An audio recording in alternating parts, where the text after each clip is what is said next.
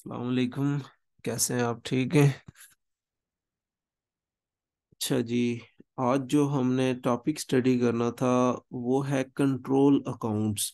ठीक है, इससे प्रीवियसली हमने बैंक रिकॉन्सिलिएशन के बारे में डिटेल से पढ़ा था। तो आज हमने जो क्लियर करना है वो है कंट्रोल अकाउंट्स। ठीक है, तो कंट्रोल अकाउंट्स जैसा कि मैंने आपको पहले भी बताया था, यानी सेल्स पढ़ते हुए और परचेजेस पढ़ते हुए, रिकॉर्डिंग सेल्स और रिकॉर्डिंग परचेजेस, मैंने उनके लेजर्स में कहा था कि ये जो कंट्रोल अकाउंट लेजर्स हैं हम आगे कंट्रोल अकाउंट्स के चैप्टर में डिटेल से पढ़ेंगे, और बताया भी था कि क्या क्या यूजेज होते हैं। ठीक है, मैं इस चैप्टर को समराइज करता हूँ पीडीएफ की फॉर्म में और आपको मैं सेंड कर दूंगा। ठीक है, और इसको मैं समराइज करता हूँ और हम फिर डिटेल से पढ़ेंगे कि इस चैप्टर में क्या क्या होगा, कंट्रोल अकाउंट क्या होता है, मेमोरेंडम अकाउंट क्या होते हैं। ठीक है, आपको मैंने बताया था, हमने पढ़े थे रिसीवेबल्स कंट्रोल अकाउंट, ठीक है, पेएबल्स कंट्रोल अकाउंट। फिर उसके बाद जी नेक्स्ट हमने wages and salaries control account भी पढ़ा। तो बात कहने की ये है कि आपको प्रीवियसली याद होना चाहिए, भूला नहीं होना चाहिए। ठीक है, अब देखें, हमने पढ़ा था रिसीवेबल कंट्रोल अकाउंट।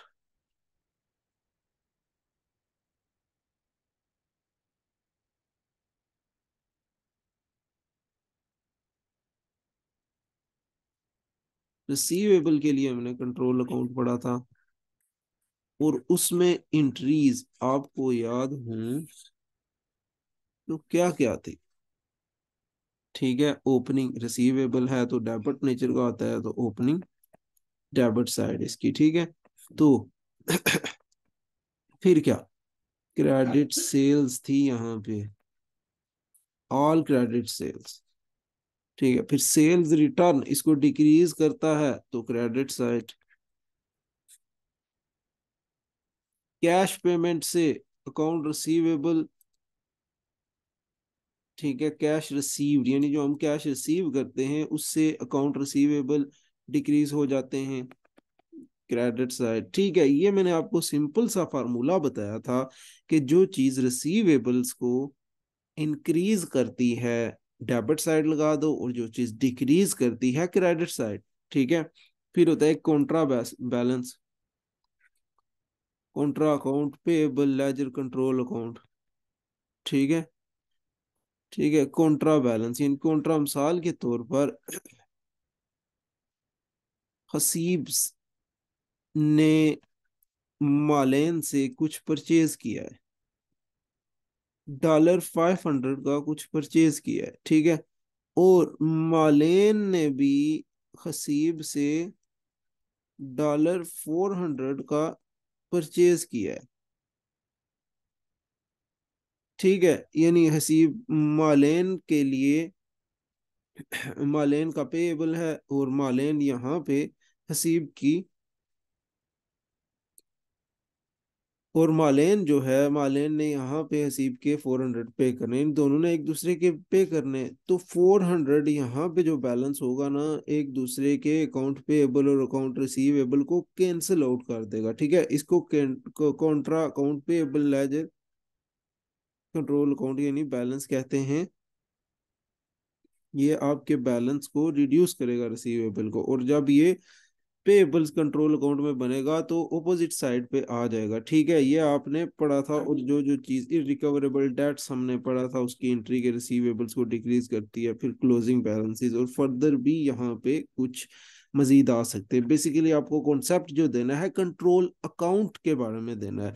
ठीक है, अब क्या है, कंट्रोल अकाउंट में टोटल ऑफ ऑल बैलेंसेस होते हैं, total of regarding all credit sales, total of regarding all sales return, total of regarding all cash received from credit customers।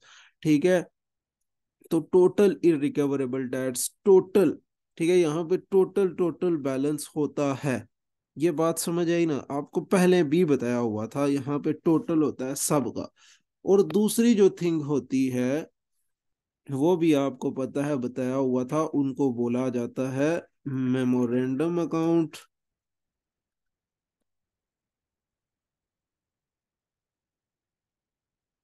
Accounts are individual ledger accounts.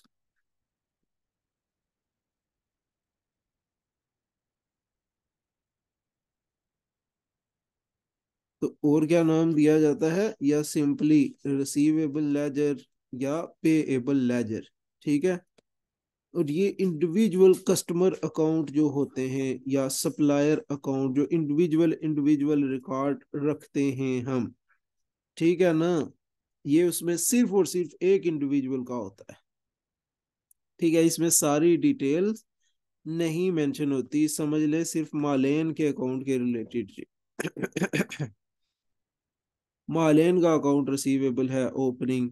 ठीक है, इसने यानी क्या कुछ लिया हुआ है, क्या कुछ। ठीक है, सेल्स इसकी कितनी है, क्रेडिट सेल्स इसकी इतनी है। ठीक है, इसने इतनी सेल्स लिए, यानी हमने इससे इतना पैसा रिसीव करना है जी। ठीक है, क्रेडिट सेल्स हमने 500 की हैं। तो इसी तरीके से same as above entry, but ये इंडिविजुअल अकाउंट के लिए होंगी। ठीक है, इसी तरीके से बहुत सारे अकाउंट बनते रहेंगे इंडिविजुअल। अब मेन अकाउंट यानी बेनिफिट क्या होता है कंट्रोल अकाउंट का। ठीक है, एक तो टोटल बैलेंसेस आते हैं उसमें, तो टोटल हम अच्छे से कर सकते हैं। दूसरे नंबर पे टोटल हिसाब किताब एक ही जगह पे जाके देख सकते हैं। तो दूसरे नंबर पे बड़ा बेनिफिट है कि एरर्स वगैरह फाइंड करने में आसानी हो जाती है। आपको पता है ना ये बैलेंस कहाँ से ट्रांसफर होता है। ये अगर कंट्रोल अकाउंट में बैलेंस जाता है तो किधर से जाता है, और दूसरे नंबर पे लेजर्स में, इंडिविजुअल लेजर्स में बैलेंस जाता है तो किधर से जाता है। हाँ जी।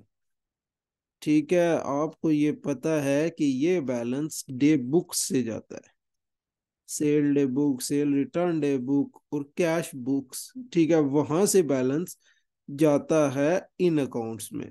ठीक है, सेल डे बुक्स जो बुक्स ऑफ प्राइम एंट्रीज होती हैं, वहां से हम बैलेंस उठा के कंट्रोल अकाउंट में और इंडिविजुअल लेजर्स में भी डालते हैं।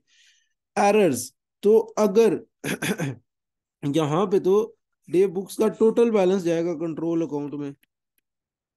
ठीक है, डे बुक में जी बैलेंस है जी मालेन का, सीब का, यानी इसका। ठीक है, इसका हमने टोटल किया, तो ये बैलेंस आया हमारे पास और ये हमने कंट्रोल अकाउंट में डाल दिया। ठीक हो गया। यहाँ पे तो हर इंडिविजुअल का अलग अलग से, मालेन का अलग से, हसीब का अलग से, जेन का अलग से। ठीक है, अलग अलग इंडिविजुअल का एक एक अपना अपना लेजर बनेगा और यहाँ पे टोटल। अब एरर क्या, ठीक है, एरर फाइंड करने में मदद मिल जाती है कंट्रोल अकाउंट से जब हम रिकॉन्सिलिएशन करते हैं। रिकॉन्सिलिएशन आपको पता है ना, रिकॉन्सिलिएशन दूसरे अकाउंट्स के साथ की जाती है। हम देखो तो ये है हमारी बुक्स ऑफ प्राइम एंट्री, हम किसके साथ रिकॉन्सिलिएशन करेंगे। भाई ये टोटल बैलेंस हमने यहाँ टोटल किया था, ये लगा दिया था। अब इन इंडिविजुअल्स का टोटल टोटल करके देख लो, दोनों का 500 500 आ रहा है। ठीक है, ओके है जी, यहाँ भी 500, यहाँ भी 500, यहाँ भी 500, बिल्कुल हमारी एंट्रीज ओके हैं जी। ठीक हो गया। अगर हम यानी बैलेंस करते हैं तो यहाँ पे आता है 400, तो यहाँ पे आता है 500, तो इसका मतलब क्या है, ये एरर यहाँ पे कोई फाउंड है। उस डिस्क्रिपेंसी को फाइंड करें और फिर पता लगाएं कि गलती कंट्रोल अकाउंट में है और इधर in the individual ledger control, individual ledger account. ठीक है। तो ये आपने जज करना होता है रिकॉन्सिलिएशन से कि एरर अगर डिस्क्रिपेंसी आ गई तो किस वजह से आई है। ठीक है, फाइंड आइडेंटिफाइंग एरर के लिए ये कंट्रोल अकाउंट्स बड़े इंपॉर्टेंट साबित होते हैं। फिर जो है एक्यूरेसी के लिए, आपको पता है एक्यूरेसी कैसे चेक होती है, किसी से कंपेयर करके। ठीक है, तो टोटल करें तो ऐसा भी हो सकता है, अब बहुत से मिस्टेक्स भी फाइंड हो सकती हैं। ठीक है, अब मिस्टेक्स क्या हो सकती है, मिसाल के तौर पर ये टोटल करते हुए, ये टोटल ओरिजिनल में बनता था 500 या कर लो 700, ये ओरिजिनल में बनता था 700, इसको अच्छे से कैलकुलेट करे तो, लेकिन हमने जल्दबाजी में इसको 690 तक कैलकुलेट कर लिया। यानी हमने ये सारा बैलेंस 690 कैलकुलेट कर लिया। अब कंट्रोल अकाउंट में कौन सा बैलेंस जाएगा? ये टोटल जाता है, सम बैलेंसेस जाते हैं। आगे हम एग्जांपल में देखेंगे जब मैं चैप्टर पे आपको लेके जाऊंगा, ठीक है। सम ऑफ बैलेंस जाता है, ठीक है। टोटल टोटल बैलेंस जाता है यहाँ पे। तो इंडिविजुअल में ये वाला बैलेंस, ये जी किसी और इंडिविजुअल से रिलेट करता है, ये जेन से रिलेट करता है, ये उससे, ये इंडिविजुअल वाला खाता यहाँ ऊपर से जाएगा। टोटल तो नहीं ना जाएगा इंडिविजुअल में, टोटल में तो सबका आ जाएगा, सब गठे इंडिविजुअल्स का आ जाएगा। तो ये समझ लें बीच बीच में से जाता है, जो जो जिससे रिलेट कर रहा होता है वो कस्टमर अकाउंट में। ठीक है, अगर टोटल में गलती हुई तो सिर्फ और सिर्फ कंट्रोल अकाउंट अफेक्टेड होंगे। ठीक है, इफ एरर इन टोटल, ठीक है, टोटल यानी सम करने में जब एरर आएगा तो ओनली कंट्रोल अकाउंट अफेक्टेड होगा। ये बात जहन में रखनी है, ये आगे आपको रिकॉन्सिलिएशंस आएंगी FA1 में भी और FA2 में भी। ठीक है,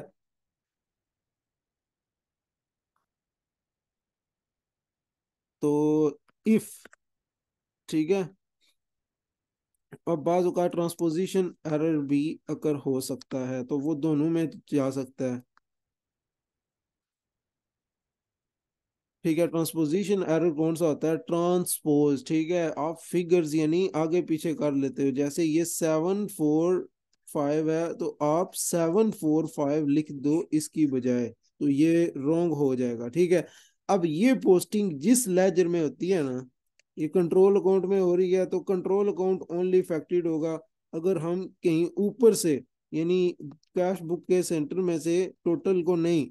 ठीक है, अगर सेंटर में से यहाँ पे 45 लिखा हुआ था, हमने यहाँ पे 54, इंडिविजुअल लेजर में 54 लिखा हुआ है, तो सिर्फ इंडिविजुअल लेजर अफेक्टेड होगा, टोटल वाला नहीं। ठीक है, जहां पे मिस्टेक करेंगे वो वाला ओनली इफेक्टेड होगा। क्लियर है? और अगर सेल्स डे बुक में ही हमने गलती की है, सेल्स डे बुक में मिस्टेक हुई है, जहां से सेल्स डे बुक आप एज्यूम कर लें, या जो बुक्स ऑफ प्राइम एंट्री हैं, बुक्स ऑफ प्राइम एंट्री हैं समझ लें, उनमें मिस्टेक हुई है। हमने वहां पे फर्स्ट पोस्टिंग करते हुए, ठीक है, यहाँ पे मालैंड का बैलेंस कोई गलत लिख दिया, डॉक्यूमेंट से सही कॉपी नहीं हुआ, उसका 54 था, हमने 600 लिख दिया। ठीक है, 54 ओरिजिनल बैलेंस था, लेकिन डे बुक में ही हमने 600 लिख दिया। तो गलती किस में है? डे बुक में है। तो डे बुक के टोटल में गलती नहीं है, मतलब जो हमने पोस्टिंग करते हुए इंडिविजुअल इंडिविजुअल लेजर के रिलेटेड, यानी जो भी हमने पोस्ट किया डे बुक में, इंडिविजुअल इंडिविजुअल एंट्री करते रहे, उसमें से एक एंट्री में मिस्टेक थी, उसमें एक एंट्री में मिस्टेक थी, तो फिर ये मिस्टेक दोनों अकाउंट्स को अफेक्ट करेगी, कंट्रोल अकाउंट को भी और दूसरे नंबर पर इंडिविजुअल लेजर अकाउंट को भी। वो कैसे? क्योंकि ये बैलेंस इंडिविजुअल में जाएगा। ये समझ लो कि 254 था, यहाँ पे लिखा हुआ 524 था, तो ये एक तो इंडिविजुअल, यानी यहाँ पे लिखा हुआ 524 था, ओरिजिनल में ये बैलेंस 254 था, हमने जब इनवाइस वगैरह से कॉपी किया तो नहीं सही लिखने हुआ डे बुक में। ठीक है, तो इंडिविजुअल लेजर तो इफेक्ट हो गया। अब कंट्रोल अकाउंट कैसे इफेक्ट होगा भाई? जब हम टोटल करेंगे, जाहिर है बैलेंस कितना प्लस होना चाहिए था? 254, जबकि प्लस कितना हो रहा है? 524, तो टोटल में भी एरर होगा। तो वो ये टोटल जब कंट्रोल अकाउंट में जाएगा तो कंट्रोल अकाउंट भी इफेक्टेड। समझ आई? और ये भूलना नहीं है, ये लेक्चर आपने राइट डाउन करना है अपनी नोटबुक पे, और एक एक चीज जो मैंने बताई है वो सब जहन नशीन करनी है। और मजीद एक चीज जो मैं आपको बताई भी थी सेल टैक्स पढ़ते हुए, यानी जिन जिन का फैक्ट जिधर जिधर पढ़ रहा था, मैंने ये बताया था कि कंट्रोल अकाउंट में, ठीक है, जब हम क्रेडिट सेल्स वगैरह पोस्ट करते हैं तो वो इंक्लूसिव ऑफ सेल टैक्स होता है।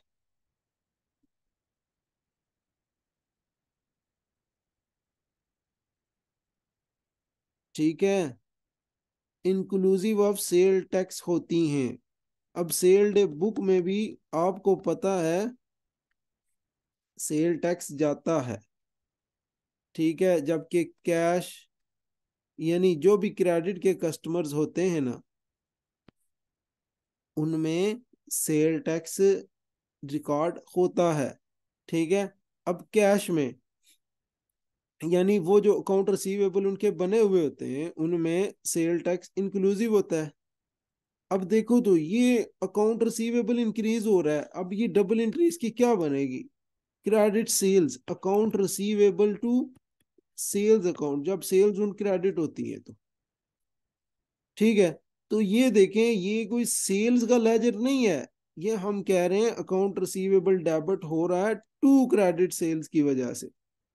तो ये जो असल में जो है यहाँ पे बैलेंस अकाउंट रिसीवेबल का है, और आपको पता है अकाउंट रिसीवेबल में टोटल बैलेंस होता है, ठीक है। एंट्री क्या होगी? Account receivable to sale account plus sale tax account, ठीक है। तो टोटल अगर 500 है तो सेल्स 400 और 100, तो यहाँ पे क्या आएगा? यानी क्रेडिट सेल्स की वजह से और एंड सेल टैक्स की वजह से यहाँ पे अकाउंट रिसीवेबल टोटल है 500, ठीक है। ये इंक्लूसिव ऑफ सेल टैक्स होता है, अंडरस्टूड? ये बात जहन में रखनी है, यहाँ पे टोटल बैलेंस हमेशा लगाना है जो इंक्लूसिव ऑफ सेल टैक्स होगा क्रेडिट सेल्स में कंट्रोल अकाउंट में। ठीक हो गया? आई होप कि all will be clear to you know, ठीक है। इसी तरीके से पेएबल का भी सेम सिस्टम बनता है। पेएबल का भी लेजर मैंने आपको बनवाया था, अकाउंट पेएबल का ओपनिंग क्लोजेस क्रेडिट परचेजेस, ठीक है।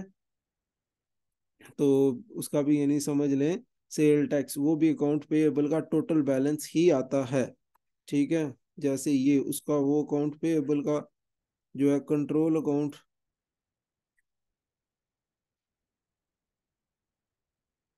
ओपनिंग क्लोजिंग, ठीक है। ये क्रेडिट परचेजेस के क्रेडिट परचेजेस, ठीक है, वो डबल एंट्री बनाओ तो इसको क्या बनती है?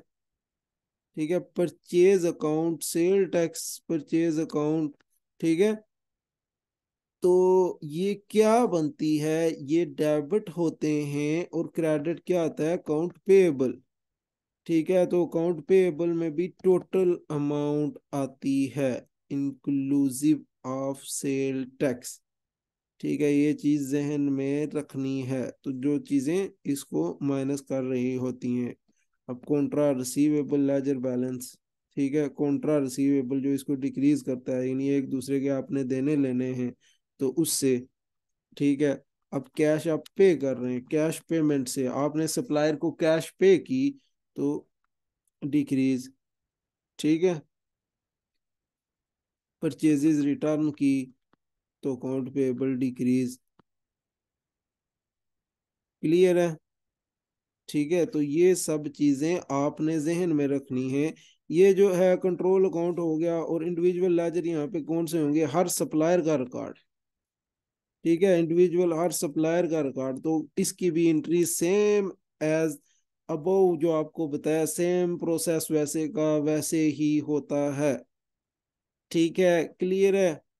वैसे का वैसे से क्या मुराद? यानी इसमें भी purchase day book, purchase return day book और कैश बुक इन्वॉल्व होती है। वहां से हम देख के ना इसकी एंट्रीज करते हैं कंट्रोल अकाउंट में भी और इंडिविजुअल में भी, ठीक है। क्लियर है?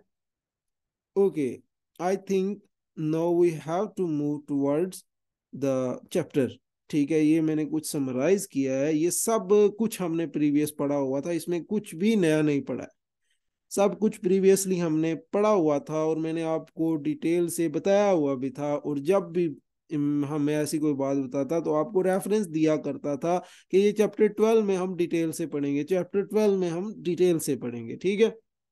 तो अब हमारा चैप्टर 12 आ गया है, बस यही यही सिर्फ आपको तैयार होना, ये चैप्टर आपका 80% से अबव क्लियर है। मैं तो कहता हूँ 100% भी क्लियर है अगर आप इसी पे ही सिर्फ गौर करें तो। जो मैंने आपको यहाँ पे समराइज किया इसका एक एक वर्ड आपको जहन में हो तो नो इशू, ठीक है। अब रिकॉन्सिलिएशन यानी कैसे की जाती है? मिसाल के तौर पर अगर रिसीवेबल की रिकॉन्सिलिएशन हम कर रहे हैं, ठीक है, तो हम कहते हैं बैलेंस इन कंट्रोल अकाउंट,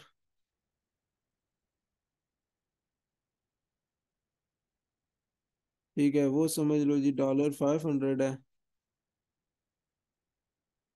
तो हम जो है ना इंडिविजुअल लेजर्स का देख लेते हैं, यानी अब देखो ना, ये समझ लो कंट्रोल अकाउंट है, तो हमने ये सारी इंट्रीज ट्रांजैक्शन ओपनिंग वगैरह की, सब कुछ किया, तो हमारे पास जो है ना क्लोजिंग बैलेंस आया $500। ठीक है, ये आपको पता है नेक्स्ट ईयर का ओपनिंग बन जाएगा। तो $500 हमारे पास बैलेंस है इस मंथ के एंड पे या 6 मंथ के एंड पे।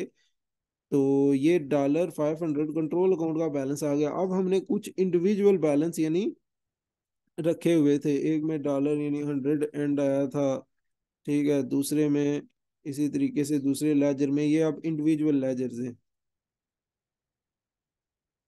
ठीक है, इंडिविजुअल लेजर्स हैं, किसी में $5 आया, किसी में $50 आया, किसी में $30 आया, किसी में डॉलर, यानी इसी तरीके से सो ऑन चलता रहा। तो जब हमने इन सब को इंडिविजुअल लेजर्स का टोटल किया, तो अगर इंडिविजुअल लेजर्स का टोटल भी $500 के इक्विवेलेंस आ गया, तो इसका मतलब हमारी पोस्टिंग्स ठीक हैं, एरर नहीं है। फिर इनको बुक्स ऑफ प्राइम एंट्री से भी कंपेयर कर दें कि आया कि बुक्स ऑफ प्राइम एंट्री से भी जो डेटा लिया है वो भी 500 ही बनता है। हाँ जी, 500 बनता है, all is okay, there is none of mistake, ठीक है। फिर अगर बैलेंस डिस्क्रिपेंसी फाइंड हो गई, 400 यहाँ पे आया, $500 यहाँ पे आया, तो $100 का डिफरेंस कैसे आया? देखें जी, कौन सी चीज में डिफरेंस आ रहा है, सेल ये डे बुक्स में से हमने पोस्ट करते हुए इंडिविजुअल लेजर में तो नहीं गलती कर दी।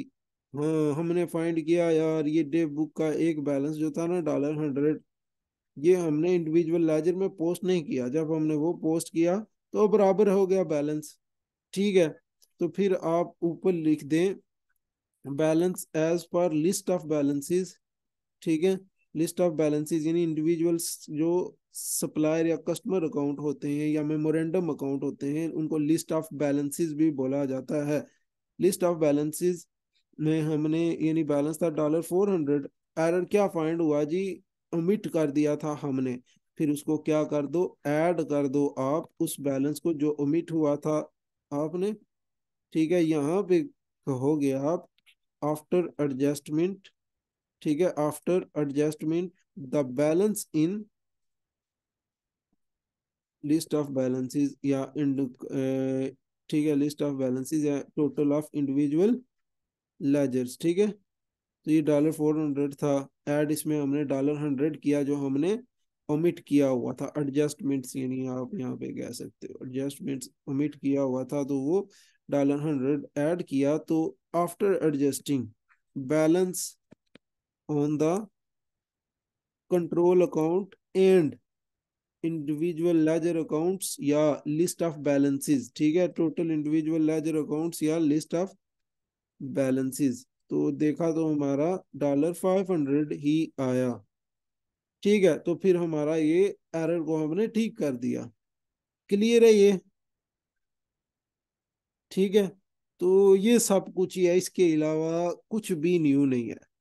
चलिए, ये पीडीएफ फाइल भी मैं आपको भेज दूंगा, आपने खुद भी नोट करना है अलग से, लाजमी, ठीक है।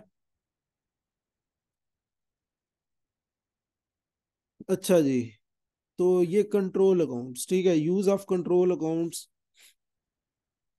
क्या मतलब है इससे जी? Use of control accounts for checking, मैंने आपको बताया, एक तो टोटल्स, हम यहाँ पे टोटल करते रहते हैं सबका, ठीक है। Total for example receivable ledger control account record total value of transaction with credit customers, total total total होता है, सब चीजों का टोटल होता है, ठीक है।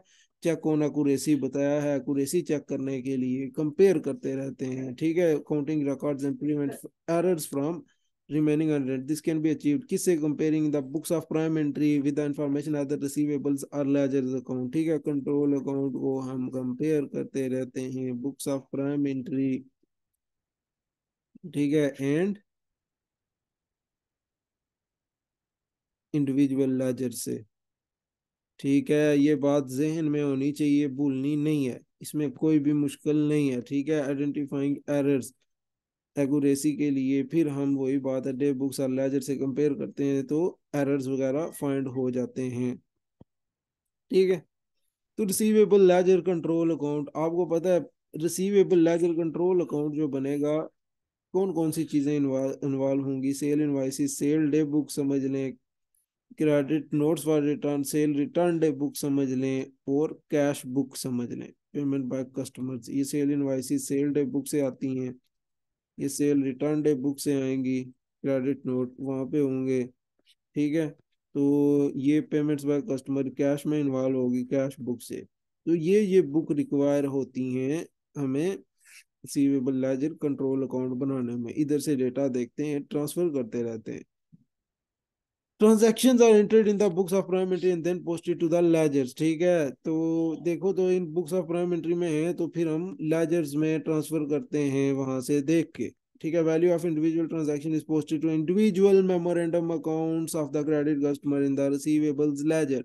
Individual memorandum, sale day book से अमाउंट उठाई तो इंडिविजुअल का बना दिया, उस इंडिविजुअल के बारे में रिकॉर्ड कर दिया जी, उस इंडिविजुअल नेक्स्ट इंडिविजुअल के बारे में, नेक्स्ट इंडिविजुअल के बारे में। ठीक है, तो कंट्रोल अकाउंट में टोटल करते हैं। Amount posted to the receivable controller part of the double entry book keeping system, ये आपको पता है, तो ये मैंने आपको बता दिया है।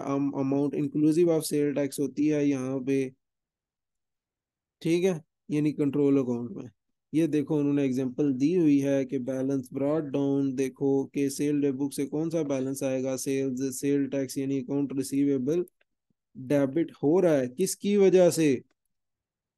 सेल्स अकाउंट और सेल टैक्स अकाउंट की वजह से। आपको ये अंडरस्टूड होना चाहिए। ठीक है, तो ये अकाउंट रिसीवेबल भी टोटल में डेबिट होगा, जैसे मैंने आपको पीछे भी एग्जांपल दी, दोबारा दे रहा हूँ। ठीक है, तो ये देखें 500 बैलेंस यहाँ पे आएगा। अंडरस्टूड, क्लियर है ये? ठीक है, इसी तरीके से सेल रिटर्न डे बुक से बैलेंस, कैश बुक से बैलेंस। ठीक है, ये जनरल लेजर से, तो यानी ये जर्नल वाली एंट्रीज होती हैं। Contra with payable laser control account. ठीक है, किसी का आपको देना है और उसी से आपने सामान लिया हुआ है, फिर ये balance carried down, closing balance. ठीक है, कोई भी मुश्किल नहीं है, ये आपको एंट्रीज पड़ी हुई हैं, आपने ये दोबारा रीड कर लीजिएगा। ठीक है, देखो तो ऊपर मैंने जो करवाया वो ही। फिर जब आपको कैश की पेमेंट होती है तो आपको पता है आपके रिसीवेबल्स एंड हो जाते हैं। ठीक है, कैश रिसीव्ड की एंट्री क्या होती है, इसीलिए मैंने कहा था। ठीक है, 7 एंट्रीज पूरी काउंटिंग है। देखें, आप लास्ट वाले चैप्टर्स पढ़ रहे हैं तो जो मैंने आपको 7 एंट्रीज कराई, हर जगह वही उन्हीं का जिक्र हो रहा है। ठीक है, cash receive, cash debit, account receivable, credit. ठीक है, देखो अकाउंट रिसीवेबल अब डिक्रीज हो रहे हैं यहाँ पे, तो कैश से फिर क्रेडिट साइड पे रिप्रेजेंट करेगी। ठीक है, तो क्लियर है, ये रीड करना। देखें आगे यहाँ पे, अब ये उन्होंने एग्जांपल दी हुई है, sale day book, sale return day book. ठीक है, तो कैश बुक यहाँ पे आपको छोटी सी एग्जांपल दी हुई है ने। तो आपने जब कंट्रोल अकाउंट बनाना तो क्या करना है? देखें, ये हम कंट्रोल अकाउंट इसका बना रहा हूं, आपने इसके इंडिविजुअल भी बनाने हैं। ठीक है, ये देखें, ये सारे जो है ना, एबल, बेकर, चार्ली, डेल्टा, एको, फॉक्सट्रोट, ये ही हैं। ठीक है, ये 6 हैं मेरे ख्याल से। तो इन 6 की आपने एंट्रीज इंडिविजुअल इंडिविजुअल भी बनाने। मैं एक कंट्रोल अकाउंट आपको बना के देता हूँ। कंट्रोल अकाउंट में क्या करोगे आप? Total total balance, total total total total total total उठाते जो और बगैर सोचे समझे लगा दो। ठीक है, ये हमारे पास, चलो मैं इधर नीचे कंट्रोल अकाउंट बना देता हूँ। यहाँ पे तीनों बैलेंसेस दिखाई दे रहे हैं। ऊपर क्या है? सेल डे बुक का। तो सेल से क्या होता है? क्रेडिट सेल्स का टोटल बैलेंस। ये सिर्फ सेल्स है, ये सेल टैक्स है, तो हमने टोटल, ठीक है, टोटल लिख दिया क्रेडिट सेल से। और एंड सेल टैक्स से, ठीक है, जो हमारा बैलेंस रिसीवेबल का इंक्रीज हुआ 6030। ठीक है, फिर आप मुझे बताएंगे सेल रिटर्न डे बुक से क्या होता है। सेल रिटर्न डे बुक से अकाउंट रिसीवेबल डिक्रीज होता है। तो इधर बैलेंस आया था टोटल 264, तो उससे ये बैलेंस डिक्रीज हो रहा है। ठीक है, फिर जो है कैश से हमारा बैलेंस, कैश रिसीव किए हमने, बैलेंस अकाउंट रिसीवेबल डिक्रीज होगा 3708.15। बस लेजर आप रिमेंबर करें, अकाउंटिंग उनकी ठीक करें, जहन में रखें कि किससे कौन सी चीज डिक्रीज होगी इंक्रीज होगी। ये आपका कंट्रोल अकाउंट बन गया जी, ये आपका कंट्रोल अकाउंट तैयार हो गया है। ठीक है, अब इसको बैलेंस कर लें 6030, तो यहाँ पे कैरिड डाउन बैलेंस आएगा। ठीक है, 6030, ठीक है, क्योंकि ये छोटी है तो यहाँ पे साइड पे यहाँ क्रेडिट डाउन बैलेंस आएगा, क्लोजिंग बैलेंस। ठीक है, अब आपने क्या करना है रिकॉन्सिलिएशन के, आपने इस बैलेंस को किस से कंपेयर करना है, इंडिविजुअल लेजर। अब आपने इंडिविजुअल लेजर्स में एंट्रीज करनी है। इंडिविजुअल लेजर्स में कैसे एंट्री होंगी, देखो तो अब एबल का लेजर बनाओगे आप, एबल कस्टमर है उसका लेजर बनेगा जी, उसकी एंट्रीज करो जी।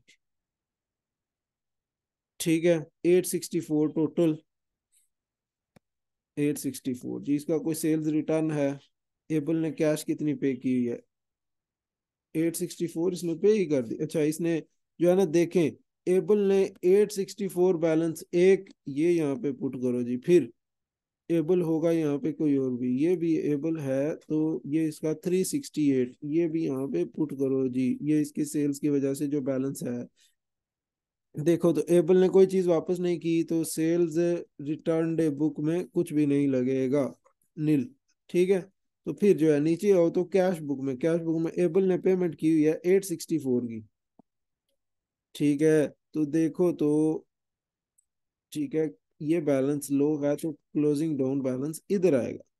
इसी तरीके से आप सबका क्लोजिंग डाउन लेजर बनाते जाओगे, individual closing down balance, closing down balance, closing down, जिसका इधर आया उसका मतलब ये, यानी हमने रिसीव करना है, जिसका इस साइड बैलेंस आ गया उसका मतलब कि उसने पे ज्यादा किए हुए हैं, खरीदा हुआ माल कम था उसने।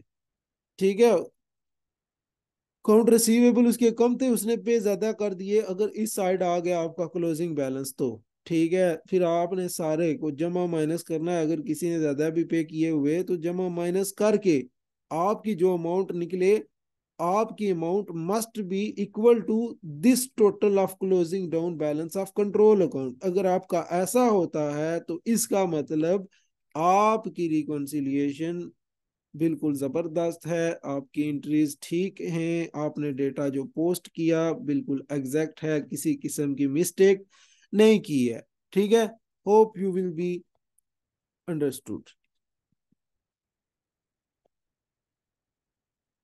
ठीक है, तो देखें तो बिल्कुल वैसे ही है, रिसीवेबल लेजर कंट्रोल अकाउंट हमने बनाया। ठीक है, ये तो आपको हाफ दिया हुआ है, नेक्स्ट इन्होंने बैलेंस भी किया हुआ होगा आगे, फिर सेल्स अकाउंट का, सेल टैक्स अकाउंट का इन्होंने अलग से बना दिया, सेल्स रिटर्न अकाउंट का अलग से। फिर देखो तो एबल अकाउंट का जैसे मैंने बनाया वैसे ही बना, अब इसकी बैलेंसिंग रहती है। ठीक है, यहाँ पे इसका क्लोजिंग डाउन बैलेंस आएगा क्योंकि ये साइड छोटी है। ठीक है, ये सब का इन्होंने बनाया हुआ है। देखो तो यहाँ पे जो है ना फॉक्स ट्रूट, चलो जो भी, ठीक है, तो ये देखो तो ये अब इन्होंने बैलेंस किया हुआ है नेक्स्ट नेक्स्ट स्टेज। ये देखो balance balance balance balance balance balance सबका सबका सबका। ठीक है, अब देखो तो इन्होंने रिकॉन्सिलिएशन स्टेटमेंट प्रिपेयर की है, इंडिविजुअल अकाउंट बैलेंसेस सबको, इंडिविजुअल इंडिविजुअल जितने भी थे, छह थे मैंने कहा था, 1 2 3 4 5 6। ठीक है, तो ये कहता है minus value because credit balance, तो इस बंदे ने जो है ना इको ने इसको यानी समझ लो 100 रुपया देना था, इसने 109.75 पे कर दिए, यानी ज्यादा पे कर दिए, पेमेंट इसने ज्यादा कर दी 9.75, तो ये माइनस होनी है। तो देखो total of individual account balances is equal to the total of balances on control account, तो इसका मतलब सब कुछ बिल्कुल करेक्ट है। ओके, क्लियर है? तो ये ऐसे होती है, ये एक्टिविटी वन है। तो ये आपने बिल्कुल अच्छे से करनी है। ओके। फिर payable laser control account, same आपको पता है क्या क्या चीजें इन्वॉल्व होनी है। ये देखें तो क्रेडिट नोट्स और purchases, return, payments to suppliers, फिर सेटलमेंट डिस्काउंट्स। ठीक है, यहाँ पे आ जाता है डिस्काउंट रिसीव्ड। तो ये सब चीजें मुझे बताएं, डिस्काउंट रिसीव्ड से कंट्रोल अकाउंट पे क्या इम्पैक्ट पड़ता है? डिस्काउंट रिसीव्ड से जो होता है क्रेडिट परचेजेस या अकाउंट पेएबल बैलेंस इंक्रीज होता है या डिक्रीज होता है? तो अकाउंट पेएबल डिक्रीज होता है। तो ये डेबिट क्रेडिट नेचर की होती है, लायबिलिटी से रिलेटेड करता है ये। तो अकाउंट पेएबल तो देखो, तो इसके लिए डिस्काउंट रिसीव्ड डेबिट में शो होगा। क्लियर है ये? तो ये सारे बैलेंसेस यूज होंगे हमें पेबल कंट्रोल अकाउंट बनाने के लिए। देखो तो पेबल लेजर कंट्रोल अकाउंट आप ऊपर जब मैंने बनाया हुआ था, ठीक है, purchases are sale tax, credit purchases are sale tax की वजह से हमारा क्या बनता है, अकाउंट पेबल। ठीक है, एंट्री आपको पता होगी, बताया हुआ है, दोबारा बता रहा हूँ। अकाउंट पेबल होता है क्रेडिट, परचेजेस होता है डेबिट, और सेल टैक्स होता है डेबिट। ठीक है। तो यानी हसीब ने मालेन से 2000 की चीजें परचेज की ऑन द सेल टैक्स, तो entry purchase sale tax account payable credit. ठीक है, तो हम ये कह रहे हैं अकाउंट पेएबल क्रेडिट हो रहा है भाई परचेजेस और सेल टैक्स की वजह से। फिर सेम उसी तरीके से purchase return day book, bank, जो चीजें इसको डिक्रीज कर रही हैं, तो ये लेजर भी सही जहन में रखना। और दूसरे नंबर पे ये वाले लेजर्स भी आपको पूछ सकते हैं भाई, ये कितनी कैश पे की लेजर बैलेंस से फाइंड करके बताएं जी, आपको ये बैलेंस दिया हुआ है, ये दिया हुआ है, ये दिया हुआ है, ये दिया हुआ है, ये दिया, बाकी सारे बैलेंस दिए हुए हैं। कह रहे हैं जी हमने कितनी कैश जो है सप्लायर को पे की है वो बताएं, वो निकाल के दें। फिर आपने क्या करना होगा, सब बैलेंस ऐसे इकट्ठे करो, ऐसे पुट कर दो, ऑटोमेटिकली यहाँ पे जो बैलेंसिंग फिगर आएगा ना, वो वाली आपकी कैश वाला होगा। ठीक है।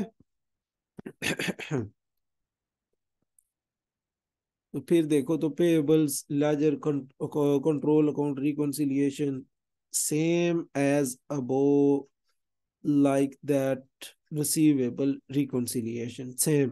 ठीक है, ये क्या आ जाएगा, टोटल टोटल किस में जाएगा, टोटल टोटल कंट्रोल अकाउंट में जाएगा, टोटल टोटल कंट्रोल अकाउंट में जाएगा।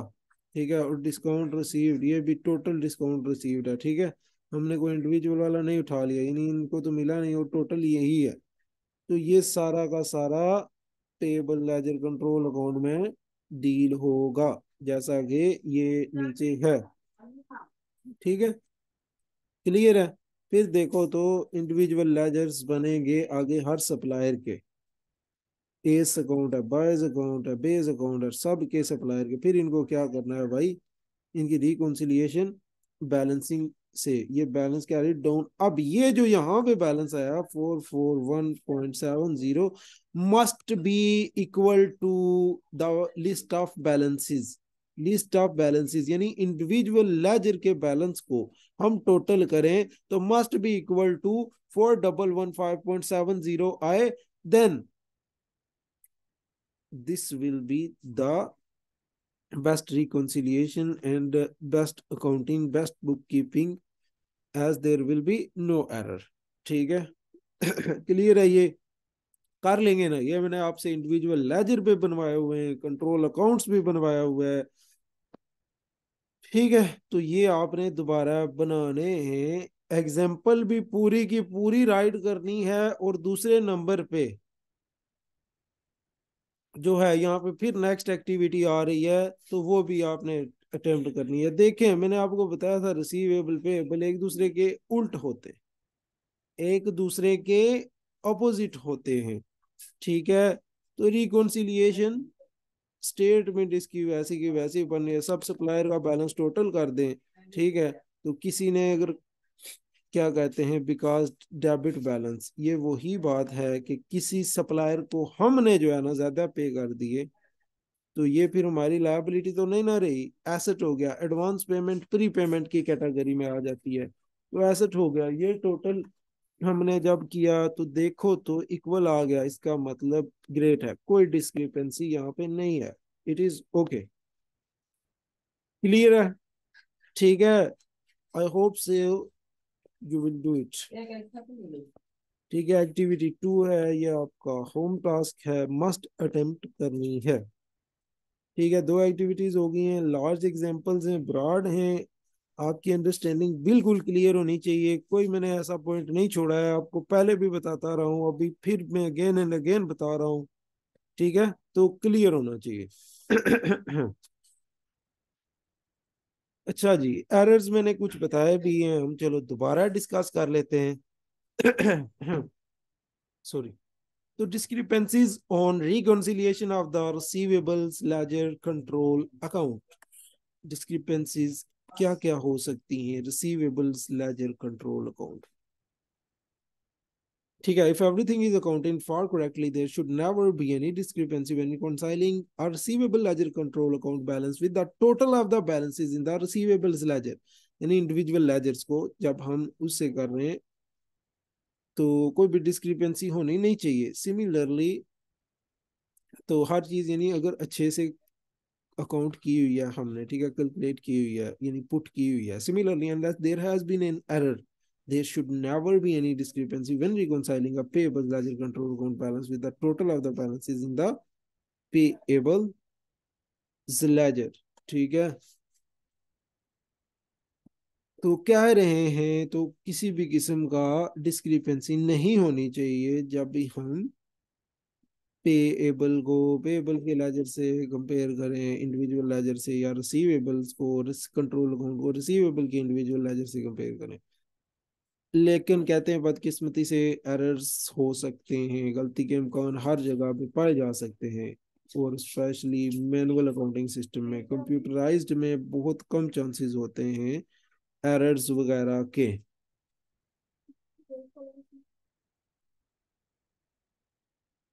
Each transaction is input only once, and both the receivable ledger and receivables ledger control account are updated using the same information.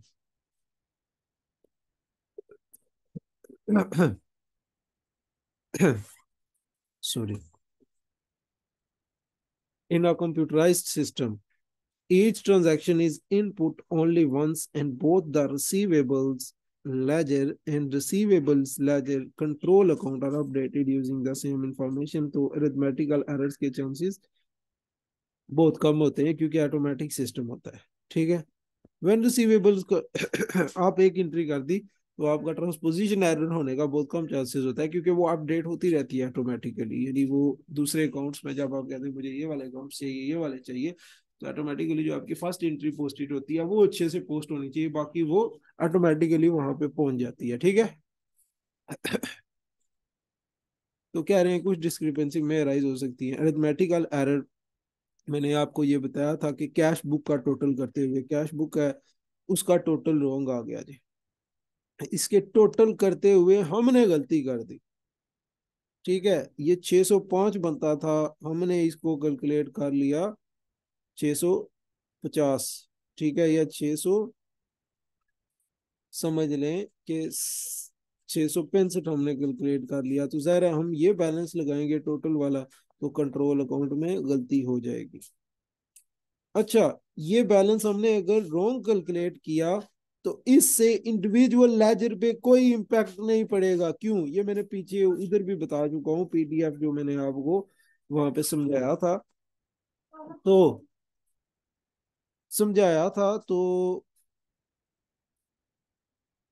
वो वाला जो है ना, सेम यही मैंने आपको बात बताई थी कि उस इंडिविजुअल लेजर पे इम्पैक्ट नहीं पड़ेगा। Individual ledger will not be impacted. क्यों? इंडिविजुअल लेजर में ये डे बुक से बैलेंसेस कहाँ से जाएगा भाई? ऊपर ऊपर से जाएगा, इधर से इधर से इधर से इधर से। टोटल तो हम डे बुक इंडिविजुअल लेजर में लेके ही नहीं जाते, टोटल सिर्फ कंट्रोल अकाउंट में लेके जाते हैं। अगर टोटल में गलती है तो only control account will be affected. ठीक है, तो ये हम पढ़ रहे हैं कंट्रोल अकाउंट किस किस वजह से इफेक्ट हो सकता है। तो incorrect, for example total value of incorrect might be 3478.90, but this might be copied incorrectly into the sales account. Okay, wait for a minute.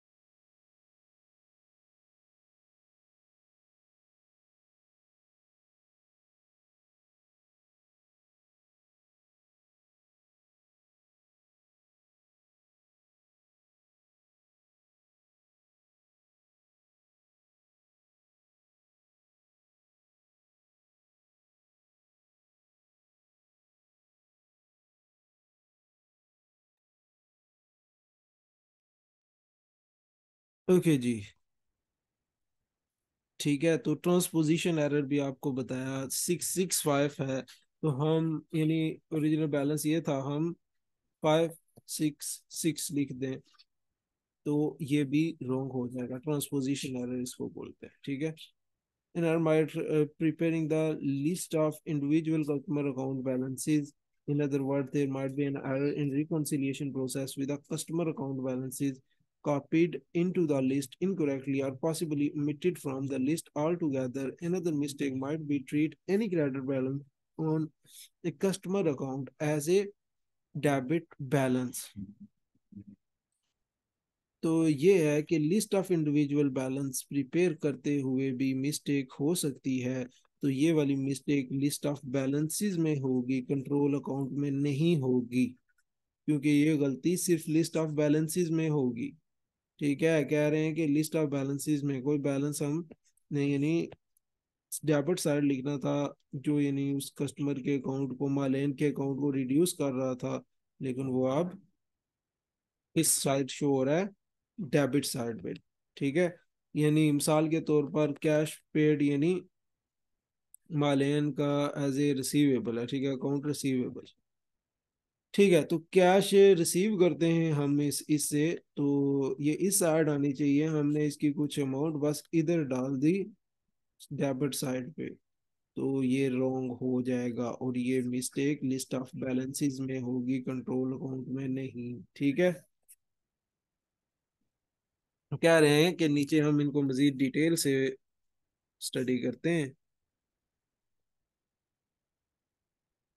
अच्छा जी,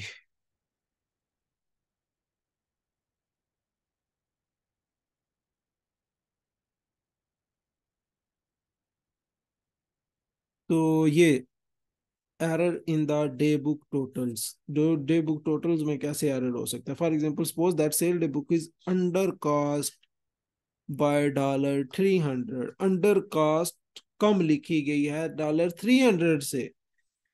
ठीक है, सेल डे बुक में अंडर कास्ट होगी $300 से।